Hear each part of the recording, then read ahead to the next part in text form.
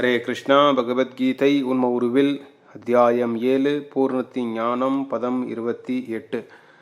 ஓம் நமோ பகவதே வாசுதேவாய. ஓம் நமோ பகவதே வாசுதேவாய. ஏசாம் து வந்தகதம் பாபம் ஜனனாம் புண்ணியகர்மணாம் தேத்வந்தமோக நிர்முக்தம் பஜதே மாம் திருடாமிருதம். ஏசாம் து வந்தகதம் பாபம் ஜனனாம் புண்ணியகர்மணாம் தேத்வந்தமோக நிர்முக்தம் பஜதே மாம் திருடாமிருதம். மொழிபெயர்ப்பு மற்றும் பொருளுரை வழங்கியவர் தெய்வத்ராச பக்திவேதாந்த சுவாமி ஸ்ரீல பிரபுபாதர். ஜெகத்குரு ஸ்ரீல பிரபுபாத கி ஜெய்.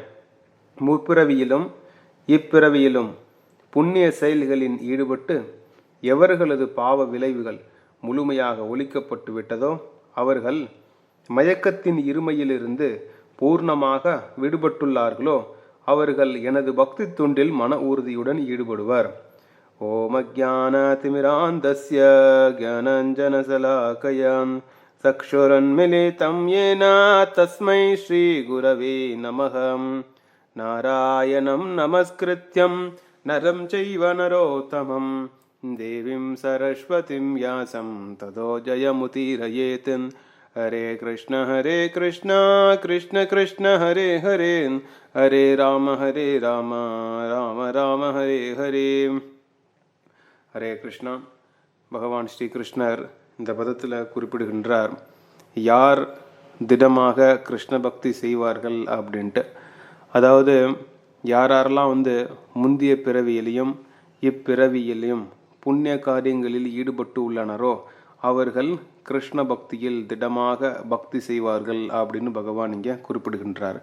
மாற்றி சொல்லணும் அப்படின்னா, யாரெல்லாம் கிருஷ்ண பக்தி செய்ய வேண்டும் என்று எண்ணுகின்றார்களோ அவர்கள் அவர்களுடைய பாவத்தை படிப்படியாக குறைக்க வேண்டும்.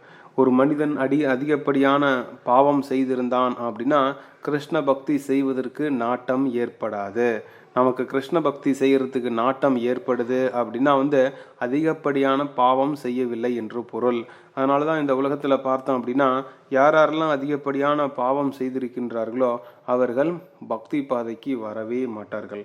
நாம் தலைகீழாக நின்றாலும் அவர்கள் அவர்களுடைய பாவம் பகவான் இங்கே குறிப்பிடுவதை போல ஏசாம் து அந்த கதம் பாபம்.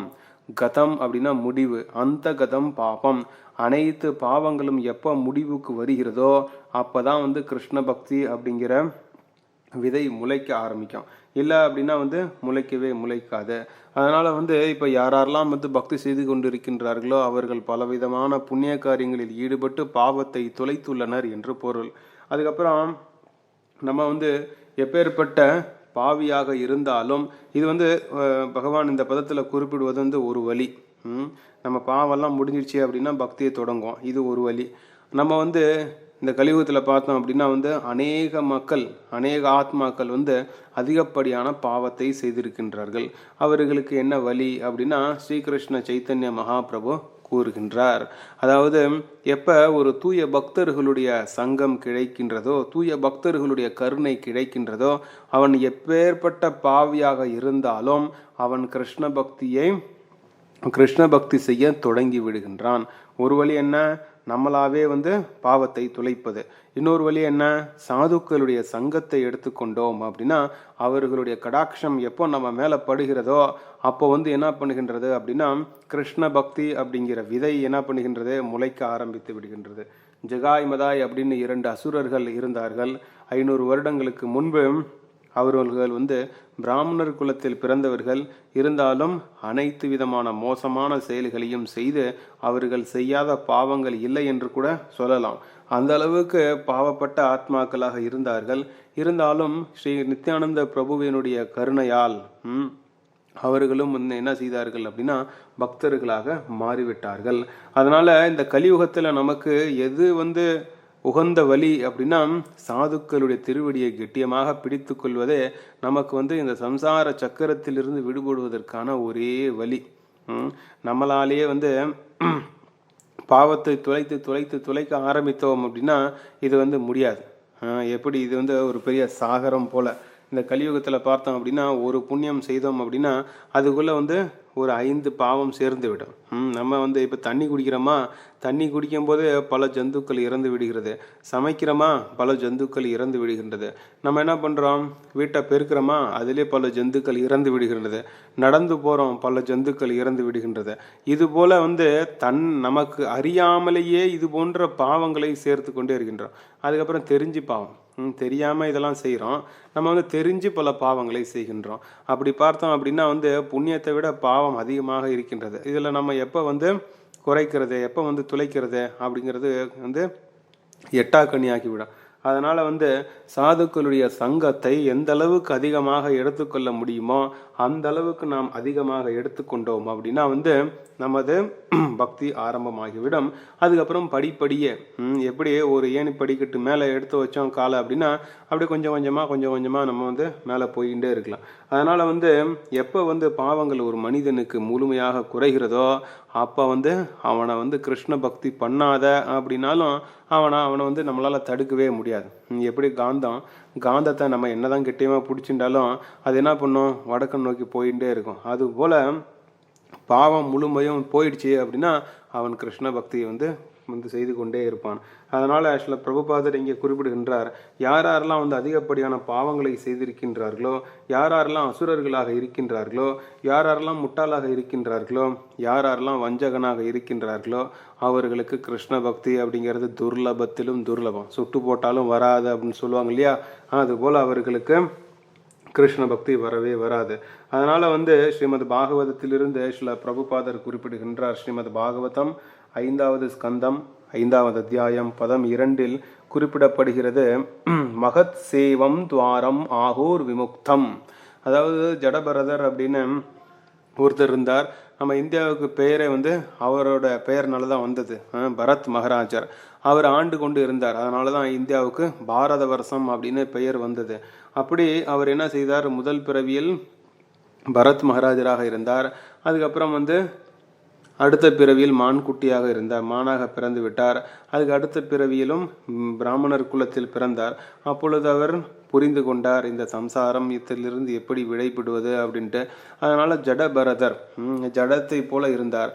அப்ப ரகுகுணா அப்படிங்கிற அரசன் என்ன செய்தான் அப்படின்னா பல்லக்கை தூக்க சொன்னான்.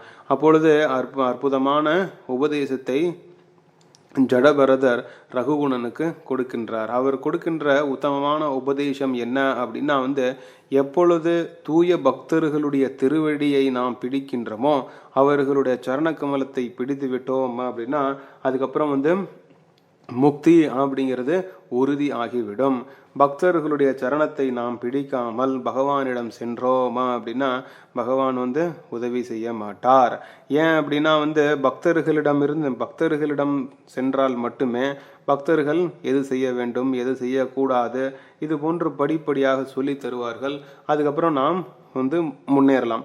ஏதாவது ஒரு ரெக்கமெண்டேஷனில் போனோம் அப்படின்னு வச்சுக்கோங்க, ஒரு அரசாங்கத்துக்கு ஒரு இடத்துக்கு போகிறோம், நம்ம வந்து நேராக போகிறோம்னு வச்சுக்கோங்களேன், அந்த அதிகாரிக்கு வந்து நம்மளை தெரியவே தெரியாதுன்னு வச்சுக்கோங்க. அப்போ நம்ம நேராக போனோம் அப்படின்னா வந்து காரியம் ஆகுமா, ஆகாது.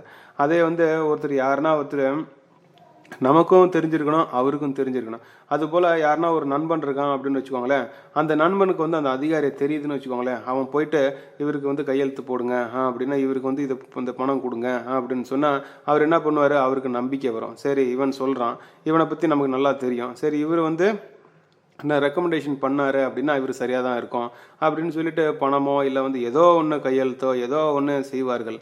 அதுபோல் பகவான் என்ன செய்கின்றார் அப்படின்னா தூய பக்தர் ஒருவர் வந்து இந்த ஆத்மாவை பகவான் ஏற்றுக்கொள்ளுங்கள் அப்படின்னு பகவானிடம் சொல்லும் பொழுது பகவான் என்ன செய்கின்றார் அப்படின்னா ஏற்றுக்கொள்கின்றார். அதனால தான் குரு அப்படிங்கிறவர் வாழ்க்கையில் மிக மிக அவசியமான ஒருவர்.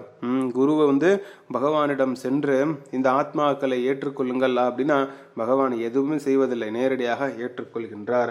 அதனால வந்து அதுக்கப்புறம் தமோத்வாரம் யோஷிதம் சங்கி சங்கம், பக்தர்கள் அல்லாத இந்த பௌதிக உலகத்தில் இருக்கின்ற மக்களிடம் நாம் எப்பொழுதும் சங்கம் வைத்து கொண்டோம் அப்படின்னா எங்கே செல்வோம் அப்படின்னா தமோத்வாரம் யோஷிதம் சங்கி சங்கம்.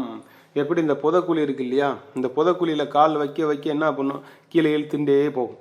அதுபோல இந்த யாரெல்லாம் பக்தி இல்லாமல் இருக்கின்றார்களோ அவர்களுடைய சங்கத்தில் நாம் சேர்ந்தோம் அப்படின்னா அவர்கள் மீண்டும் மீண்டும் இந்த புதக்குழியில் இழுப்பதைப் போல இந்த சம்சாரத்தில் மீண்டும் மீண்டும் மீண்டும் மீண்டும் இந்த ஆத்மாவை இழுத்து கொண்டே இருப்பார்கள்.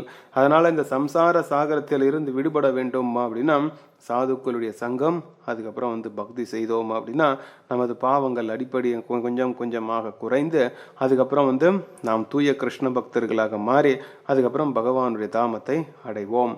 இப்போ இந்த பதத்திலிருந்து நாம் என்ன தெரிந்து கொள்கின்றோம் அப்படின்னா ஏசாம் து அந்தகதம் பாபம்.